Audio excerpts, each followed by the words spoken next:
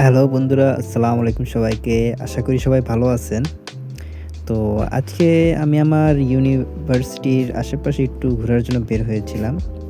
তো আজকের আবহাওয়াটা অনেক সুন্দর ছিল, যার কারণে আ বের হয়ে একটু ঘুরতে মন চেয়েছিল। এবং হ্যাঁ, আমি ঘুরতে বের হই, একটু রেডি-টেডি হয়ে বের হয়ে যাই।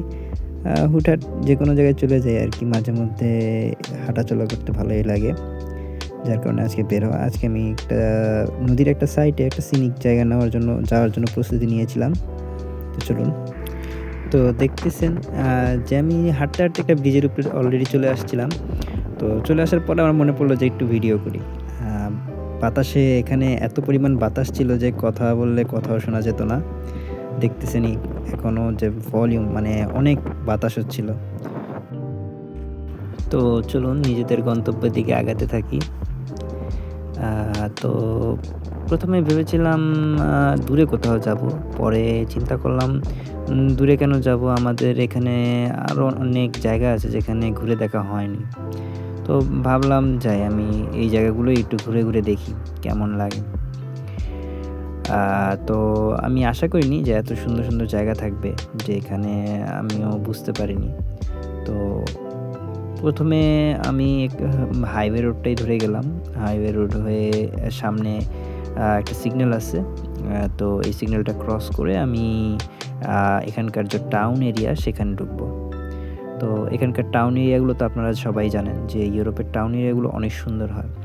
মানে এখানকার পরিবেশ, বাড়িঘর সব অনেক সাজানো গোছানো হয়। যার কারণে এখানে মানুষরা এখানে আসলে এখান থেকে আর দেশে ফেরত যেতে চায় না। মূলত এইসব কারণেই।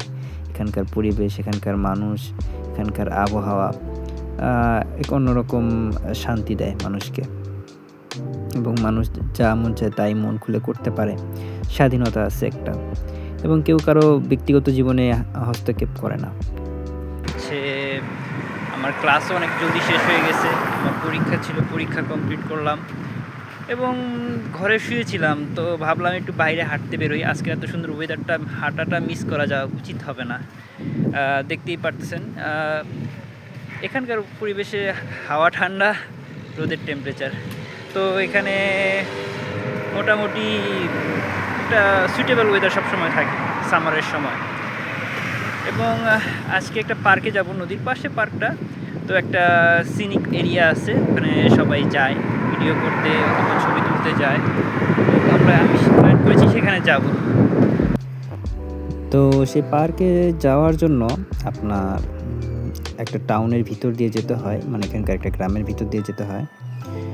এবং হ্যাঁ, আমি ওইটার জন্য রাস্তা খুঁজছিলাম। ১ম এ পাইনি রাস্তা। পরে এখানে যে রাস্তাটা পেলাম, এখান থেকে জেব্রা ক্রসিংটা পার করে দেন আপনার গ্রামের ভিতরে ঢুকতে হয়।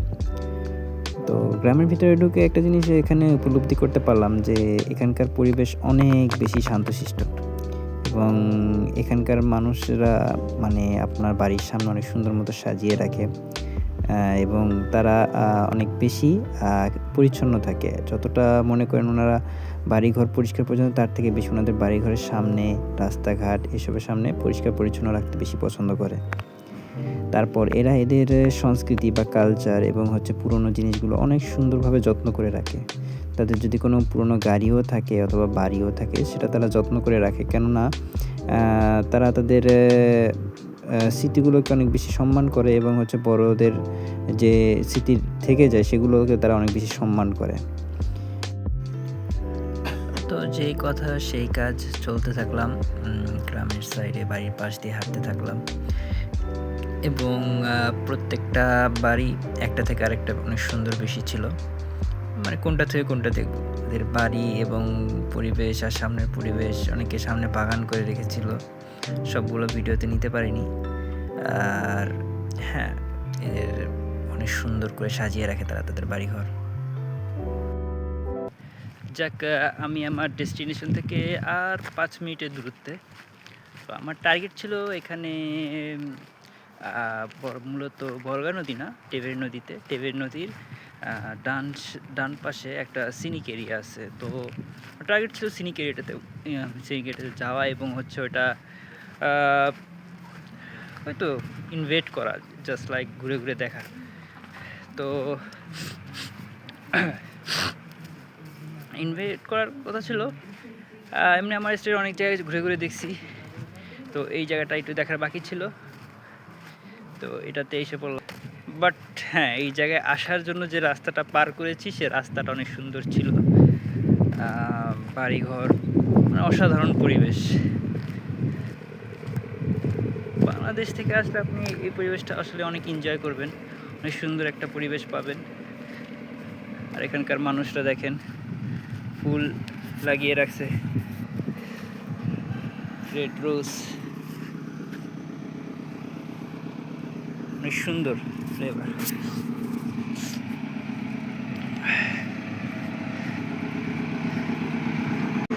গাড়িটা চলে গেল, আমি জানি না আমার জায়গাটা ঠিক আছে কিনা যেখানে যাচ্ছি। তো ছবিতে অনেক সুন্দর সুন্দর জিনিস দেখলাম, তো এখানে কেমন আছে এটা বলতে পারলাম না। যা ভাবলাম এটার সোজা রাস্তায় যেতে হবে জঙ্গলের মাঝখান দিয়ে। প্রবলেম হলো আমি 3/4 প্যান্ট পরে আছি বা হাফ প্যান্ট পরে আছি, এটা আমার জন্য একটু টাফ হবে এখানকার জঙ্গলের ভিতর দিয়ে হাঁটাটা। আচ্ছা, সোজাই যাই, দেখি নদীতেই নামি ডাইরেক্ট, কেমন পরিবেশ দেখি। তো ভেবেছিলাম যে জঙ্গলের ভিতর দিয়ে যেতে হবে, হয়তোবা পায়ে একটু ব্যথা ট্যাথা পেতে পারি, কিন্তু না, সেখানে একটা কাঁচা রাস্তার ব্যবস্থা ছিল।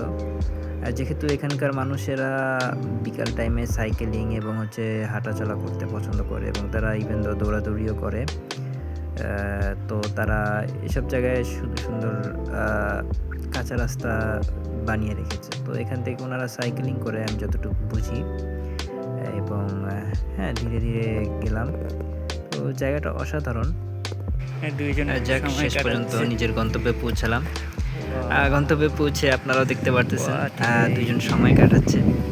তো তাদেরকে ডিস্টার্ব না করাটাই ভালো মনে করলাম। আমি গেলাম এবং নিজের যা দরকার আর কি, কিছু ছবি তোলা এবং কিছু ভিডিও করা, তো এগুলো করতে থাকলাম। এবং হ্যাঁ, এই জায়গাটা আসলে অনেক সুন্দর, এখানে সময় কাটানোর জন্য আর কি বেস্ট।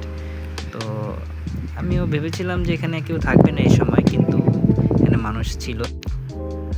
মূলত এই জায়গাটা ছিল এমন যে নদীর এই ভাগটায় এসে নদীর মাঝখানে একটা দ্বীপ ছিল, দ্বীপের মতো জায়গা, এবং এখানে আমি যেখানে দাঁড়িয়ে আছি এখানে একটা ডেস্কের জায়গা, যেখান থেকে অনেক সুন্দর একটা ভিউ পাওয়া যায়, এবং হাতের ডান পাশে এবং বাম পাশে দুই পারে নদীর অন্য দুই সাইড আছে, যার কারণে এটা আর কি একটা সিনিক এরিয়া আছে। এবং এখানে মূলত সবাই ঘুরতে আসে এবং সবাই ছবি তুলে, এখানে ছবি তুলতে খুব ভালো একটা ভিউ পাওয়া যায় ছবির জন্য।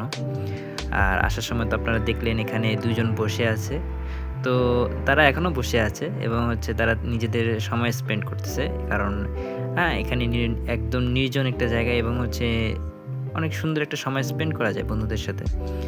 তো আমরা তাদেরকে ডিস্টার্ব না করি, আমরাও হাঁটা শুরু করি।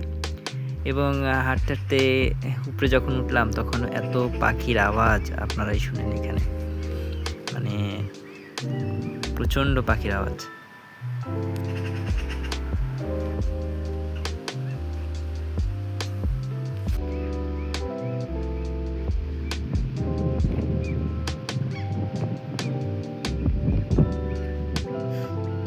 বিলাই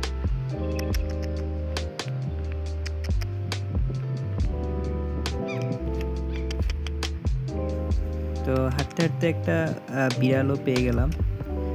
সাধারণত আমি যখন বিড়াল দেখি তাদেরকে ধরে আদর করি, আমার খুব পছন্দ হয়। আমার দেশেও নিজের বিড়াল ছিল এবং ওইটাকে আমি সবসময় আদর করতাম। রাশিয়াতে আসার পর তেমন একটা কোনো প্রাণীর সাথে এরকম বন্ড তৈরি করা হয়নি এবং সুযোগও হয়নি কোনো প্রাণীর সাথে এরকমভাবে মেশার। তো এই প্রথম একটা বিড়ালকে রাশিয়াতে আর কি কোলে নিলাম এবং আদরও করলাম।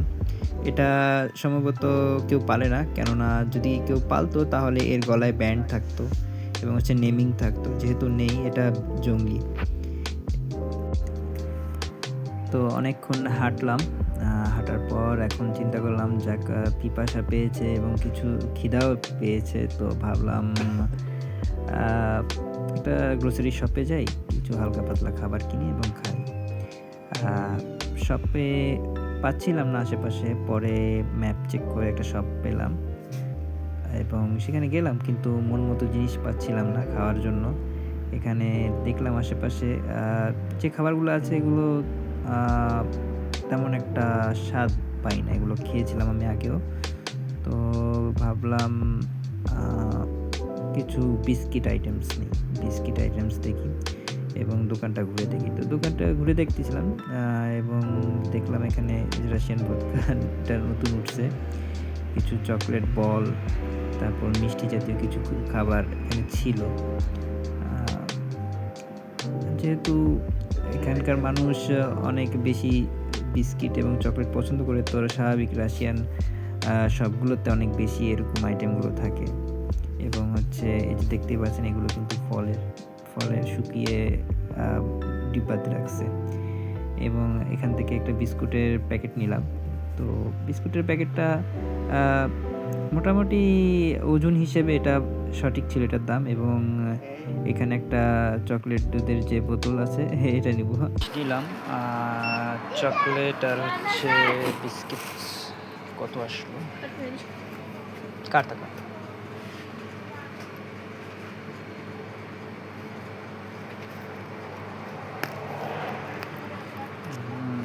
ওকে, 348 রুপি।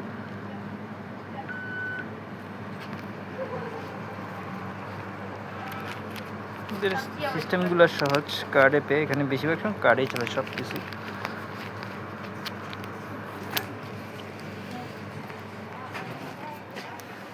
Packet jest?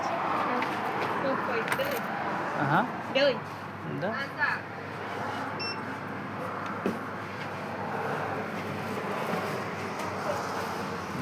Дай. Сколько это стоит? Сколько это?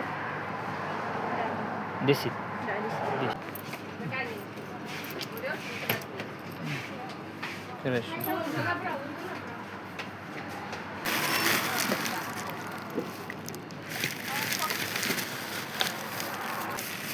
Все, до свидания. уже. Назад отойди.